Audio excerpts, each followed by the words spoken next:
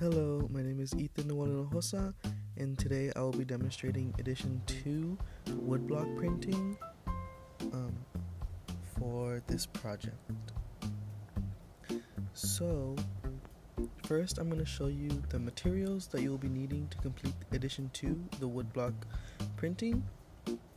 Firstly, I have a roll of rice paper. Rice paper is really good for this edition in specifics because it is very thin, so it will be able to hold a lot of ink and you will be able to see the ink clearly. I got this rice roll paper at Hobby Lobby and it works really well. The next thing I'm going to show you is a piece of glass. I got this from a frame at Walmart and I got a very big piece of glass. You're going to be rolling the ink on this, so it's important that you have this in order to roll your ink onto. The next item is a spoon. You could use a spoon or they have specific tools for this. I chose to use a spoon because it was something I had easily accessible to me and it works really well. Next is a brayer. This is what you're actually going to be using to put the ink onto the woodblock itself. So it is very important that you have one of these on hand. You roll it around and you roll ink onto it and then you put it onto your block.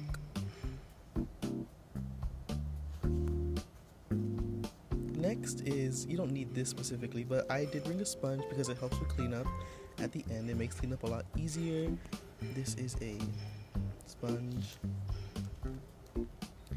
And one of the most important things you can have is obviously your ink. This is block printing ink. Mine actually exploded in a bag, so I've been keeping it in here so it doesn't make a mess of everything in my drawers. Last but not least, there is the actual block itself. This is a woodblock print 6 inches by 9 inches that I carved myself earlier in the semester. It is pretty thick, so I do have some pretty deep markings into it. I recommend you do get something thick so that way if you do mess up, you can always use the other side. This is poplar wood. Poplar wood is the best wood to use. It is very smooth and it is very soft, so you can cut into it with pretty good ease. And these will be all the materials that you're going to need to do your print.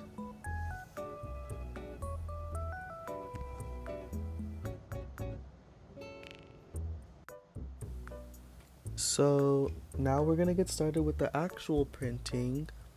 I'm just here organizing all my stuff on the table.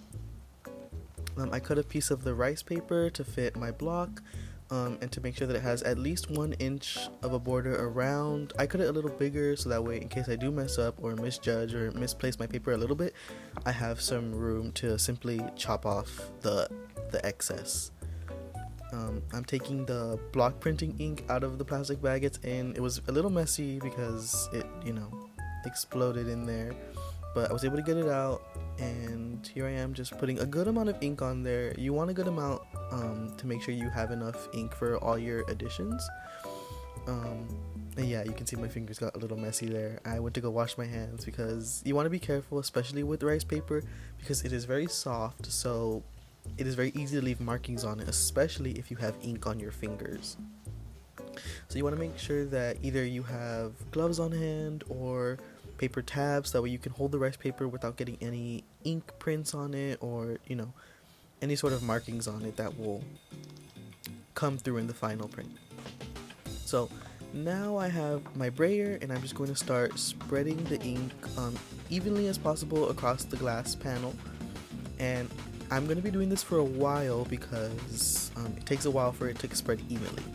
So while I do this, I do want to bring up one of the requirements of this video, which was to compare our art to another printmaking artist. As you saw there, it was a bird done by the artist Greg Tracy, and I felt that we had a similar style in our cut work and the use of light and dark values. My print has a pretty decent, of course he's a lot more professional than I am, but I feel our prints have a very equal amount of cuts that lead to a high contrast in dark and light values. Greg Tracy was my artist. That is a woodblock print of a bird in a pond. So, as you can see, I'm going over it a lot. You want to do this for a good amount of time. That way the ink spreads evenly, and that way you don't get globs of ink on your brayer. Because if you get globs of ink on your brayer, it is going to spill into the cut marks in the wood, and then that could mess up your print, and you'll have to restart. So you want to make sure you get a good even layer all across your glass. So you could be doing this for a good amount of time. Just be conscious of that. The longer the better, honestly, but make sure not to go for too long because this ink will dry.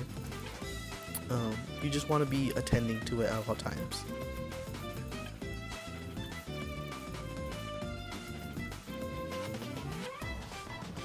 Okay, so now I have a pretty good even layer on my brayer, so I'm going to start rolling it over the woodblock print and doing my best to keep a firm hold, although it is a little slippery on the butcher paper that I'm using, and the table is a bit uneven, so I do slip a couple times. But you just want to get ink on your brayer and then spread it evenly across your entire block printing plate to make sure that ink gets into every place where it's supposed to be, so that way it is fully dark on your paper.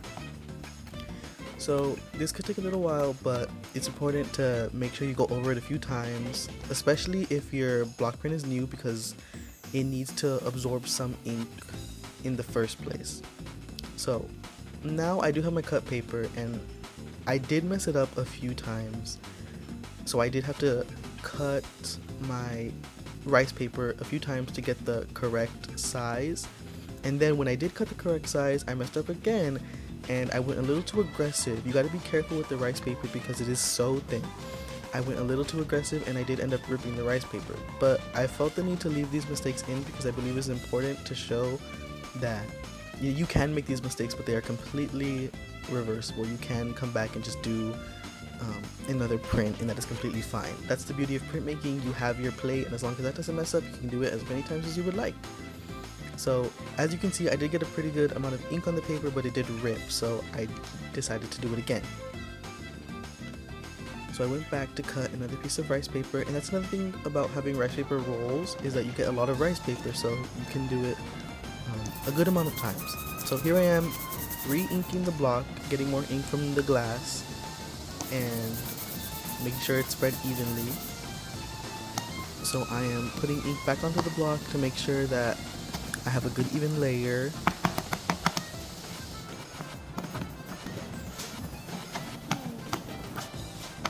It is slipping again a few times, but it's alright.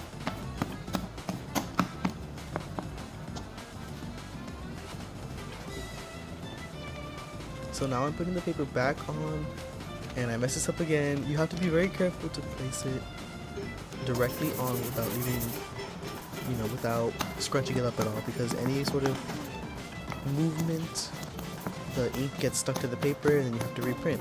As I'm doing right now, I put more ink. I went to go cut myself another piece of rice paper.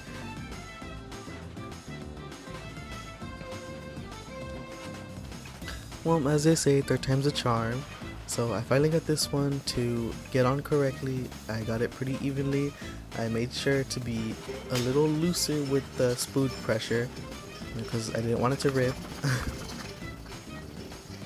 So I'm going over the entire wood block, trying to make sure I put even pressure on everything so that way the ink gets onto the paper fully and I get a nice dark contrast.